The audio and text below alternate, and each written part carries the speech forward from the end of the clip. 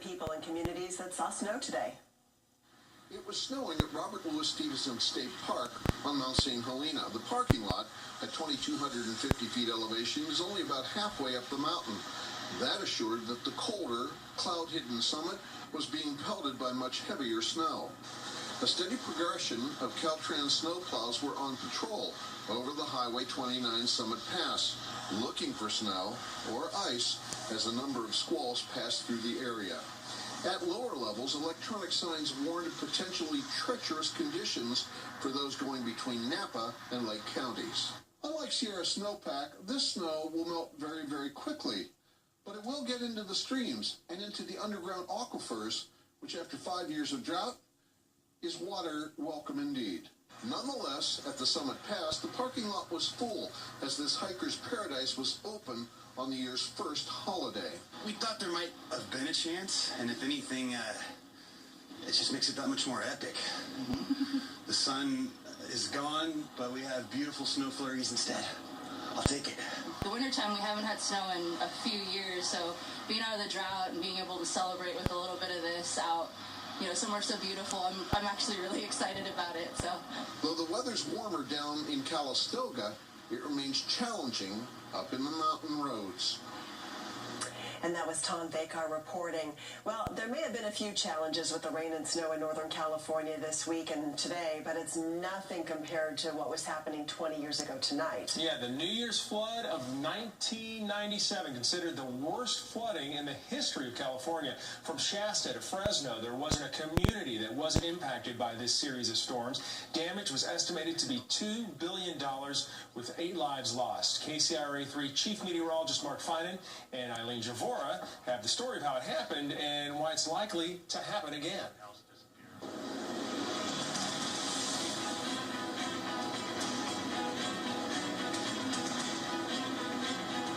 below that National Guard helicopter, someone trapped on top of their pickup truck. Separate levee breaks along the river between Slough House and Twin Cities. This is unbelievable. This is the worst I've ever seen. Officials are stopping and turning around all vehicles approaching the downtown portion of Coloma. Everywhere you turn here, you're going to run into flooding. It's not a pretty sight. Take a look for yourself. A very wide break here in the levee along the Feather River. The images of the flood are almost unimaginable, especially with our recent history of drought. They just pulled a person out of there, but look where they are working over. Whoever was trapped there, I mean, there's not even a tree to cling to down there. They're in just brush. For most of a month, California had too much water and couldn't get rid of it fast enough. While the flood was caused by rain, the story of the New Year's flood actually started before Christmas with snow. In the days leading up to Christmas 1996, cold storms brought plentiful snow to the Sierra. Skiers and snowboarders enjoyed the fresh snow for the holiday. The snowpack was 150 to 200% of average for late December. But weather patterns started to change after Christmas. This is the storm we're looking at.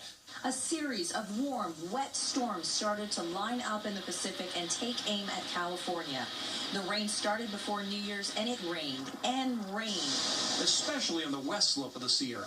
And it was warm. The snow level, which had been down below 5,000 feet a week earlier, was now up near 9,000 feet. Doppler radar continues to show rain making its way through the area, and there's more to come. The fresh snowpack started to melt away. The snow melt, heavy rain started to swell rivers in the Sierra. The first sign of trouble was the South Fork of the American River. We have just obtained some dramatic new pictures. On the morning of January 1st, there was a massive mudslide that covered Highway 50 and blocked the river. The flow was temporarily blocked, and Highway 50 was closed for days. The rush of water down the river was on its way to Folsom Lake. In the High Sierra, the Truckee River flooded not only the town of Truckee, but all the way down to Reno, too, including the Reno airport. All of the residents around here, all of the subdivisions are inundated with water. I mean, it's unbelievable. Water poured down every river on the west slope of the Sierra. From the north to the south, every river was on the rise. The Merced River flooded Yosemite for the first time since 1862, with a high water mark that is still noted today. The Yuba River near Nevada Nevada City is a great example of the power of the water that was on its way to the valley.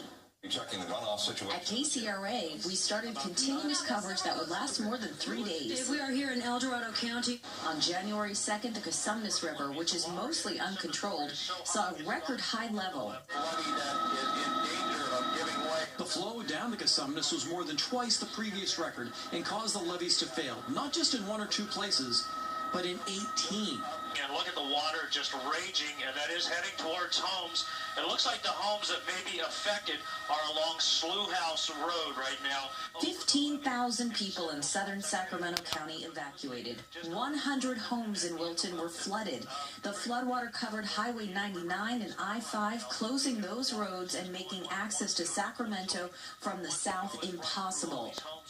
The National Guard rescued those that were caught in the rising water, like this, on Twin Cities Road. This person definitely trapped and just waiting to be lifted out of there. Whether they're going to take him all the way up into the aircraft and then fly him to safety, or whether they're just going to kind of hover over to the side and put him on dry ground, we'll have to see which option he goes for with that. Looks like mission accomplished. That's terrific. Oh, Michael, his lucky thanks. day. On the major rivers, releases were increased from the dams. The American River below Folsom Dam ran at a dangerously high level. This is, as I said, the most I've ever seen in it. The water ran high in the levees near neighborhoods in Sacramento County. Levee patrols kept a close eye to watch for boils, but the levees held. Farther north, releases from Lake Oroville were also increased on January 2nd. As the Feather River rose, there was concern that the levees downstream might fail. They were evacuating everybody. The entire city of Oroville was evacuated. For many nervous hours, those evacuated waited to hear news. And when they did, the news was good. Everybody's ever watchful, but the signs are encouraging. The good news along the Feather River was temporary. The high flow continued downstream. At the juncture of the Feather and the Yuba, Marysville was evacuated, making it look like a ghost town. You can't go that way. It's flooding at the end. You gotta go. On the night of January 2nd, just after 8 p.m., we heard the worst news. Here are the dreaded words, levee break. We have a levee break on the Feather River. There was a rush to evacuate in the dark. Most got out before the water rose, but some did not. We just waited too long and got out, got stuck. Did the water come in quicker than you anticipated? Yes, very fast, very fast. The sun is up, and this is going to be our first look at the break. On the morning of January 3rd, daybreak revealed the damage from the levee failure. There were thousands of homes underwater. The water is just rushing through there. Water flowed through the break for as far as the eye could see, through farms and homes. That's someone's home. I mean, that's their safe place, and that's not supposed to happen. It's a very disturbing sight. The flooding was so extensive and the need so great, the Coast Guard was brought in to rescue those that couldn't get out. Those that did evacuated waited for word of what happened to their homes. Many would have to wait for days to get back to see what the flood had left behind. Farther south, the Tuolumne River was running high too. Lake Don Pedro was over capacity and water poured through the spillways. The release was at 50,000 cubic feet per second. Downstream in Modesto, the Tuolumne River reached a level never seen before. That high water also backed up Dry Creek and sent flooding into many neighborhoods. This is an area of densely packed homes, a subdivision. Hundreds of homes were engulfed in water 5 to 10 feet deep. High water continued to cause levee breaks even days after the rain stopped and the sun came out, especially along the San Joaquin River. Levees crumpled near Stockton and Manteca. Going right here. The big one is right there. They can stop us, but they've got to have to hurry. There were 24,000 homes that had been destroyed or damaged. Sadly, only 6% had flood insurance. From levee repairs to rebuilding homes, the cleanup would take months. The effort to prevent the next flood would go on for years. The way we look at floods was changed forever. And while much was lost in the flood, there were also stories of what was saved. From a single dog stranded on a roof to an entire town, there are bright spots of the New Year's flood. We'll tell that story tomorrow. Yeah, Rodeo the dog got national headlines. So you look at this video, I think even for those of us who lived through it, I forgot how bad that really was. We know that some things have changed. We hear a lot about flood protection, but really, since 1997, what has changed? Well, if you look at the spillway at Folsom, that construction has been going on basically for the last 20 years. There is the new spillway. That will help to mitigate some of the heavier flows that have to come out of Folsom in a case like that, or like we had in 1986. That's part of it. But also, Edie, keep in mind all of the levee work that has been done over the last few years. We've done numerous stories about all the levees that have gone in or been improved, especially in the Natomas area, especially with all the new construction that's gone in there. So between the way they operate Folsom Dam as well as the levee repairs, the process of preventing us from a flood like that, it continues to improve. But the thing that scares me is that we just don't know how bad it can be until it happens. So in other words, we don't know which levee is going to fail next until they're tested, and they don't get tested until we have a case like that. That's when it finds the vulnerability. So you really hit on my next question. Bottom line, people want to know, could that happen again? We haven't had a big flood since 05. In 05, we had some flooding. Back then, you have to go back to 97. Before then, you go back to 86. If you look at the history of flooding in Northern California, it has happened. We had them in the 50s, we had them in the 60s, 70s, 80s. We will have another flood like that again. The question is, how do we mitigate it with all the flood protection measures that are being taken right now? But yeah, it just seems so odd, considering the 5 years of drought that we've been in, to think about that will happen again. We will get into another case where we have too much water and we can't get rid of it fast enough. And we live in an area that is a natural floodplain. Exactly. So that's it. All right. Mark, thank you. Great story. Thanks. Galston. Homes, farms, and ranches. People caught in the flood overnight were being rescued by Coast Guard helicopters. They just pulled a person out of there, but look where they are working over. Whoever was trapped there, I mean, there's not even a tree to cling to down there. They're in just brush. As the extent of the damage was being assessed by air and boat, the image of a stranded dog caught everyone's attention. Yeah, there's a dog trapped on the roof of this house, and this is right by the break. This is one of the houses closest to the break. We came to know the dog's name was Rodeo, and the image of him all alone on that roof, surrounded by swirling water, seemed to sum up the helplessness many felt over those days. The dog's owner, Janice Thompson, contacted KCRA to let us know how it happened. We had a nice little porch in the front of our house, and he left us to be on that porch. And it's possible he just has first got on steps and then got on the porch and then on up to the roof. And to see our dog on that house it's just a miracle to me. As the day went on and the water continued to rise, it seemed like there was nothing that could be done. That's all that's left of the roof of that home. There's the air conditioner. That house is all but gone. Very disturbing sight. But the priority for rescue crews that day was saving human life. There's just too much to do, too many people to rescue, and too many homes to check. But late in the afternoon, with the floodwaters still rising, KCRA pilot Michael Kidd and photographer Ron Middlecoff were flying back to Sacramento. They made one pass by the home and saw Rodeo still stranded. They made the decision to do something. Landing one skid on the roof, they got close enough to pull Rodeo into Livecopter.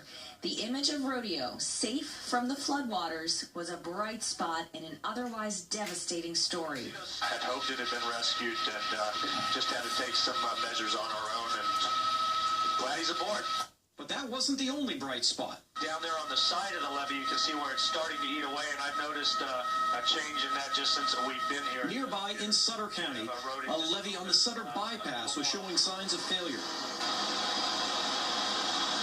While crews tried to prevent a disaster, there was just too much water to hold back. An evacuation order was given for Sutter County, including the tiny town of Meridian. Effective immediately, the Sutter County Emergency Operations Center is issuing a mandatory evacuation order. The town was evacuated, but determined residents chose to stay behind and mount a desperate effort to save their town. With water pouring out of the bypass and heading their way, they decided to build a levee a mile long in just days. A valiant effort on all the crews' parts here to get the sandbags and the visqueen down and in place before the water comes up any higher tonight. It was an amazing and inspiring sight. Hundreds working round the clock using bulldozers, truckloads of dirt and rock, as well as tons of sandbags to build a barrier to keep the water away. And it worked. Their last-minute makeshift levee saved Meridian from flood that had consumed so many communities up and down the Central Valley. By now, the story of the Northern California floods was making national and worldwide headlines. Donations of food and supplies poured in from everywhere. Vice President Al Gore and Senator Dianne Feinstein surveyed all the damage. As the water receded in the next couple of weeks, people came back to their homes to see what was left. You okay? The fortunate ones found their homes intact. Others had to rebuild from scratch. Oh, it's trash too. It's gone. It's amazing when you look back 20 years ago. I imagine you think back to some of those moments since you've been working here this long. When you're covering some of these storms that come in, you think about those people that had some pretty incredible devastation, but also really stories of hope within that. Well, it is amazing when you go back and look at all of that, how neighbors pulled together. We had a lot of stories about neighbors helping neighbors move furniture out, even if it's by boat, that sort of thing. People helping to load U-Hauls. The thing about the flood of '97 was the scope of it, because it was from Turlock through Modesto and all the way into Marysville and Points North. It was communities up and down the valley that were impacted, and people who even lived miles away from a river or a bypass, they were suddenly being asked to evacuate because a levee miles away had broken. We had that in Manteca. We saw that in areas not too far from Stockton.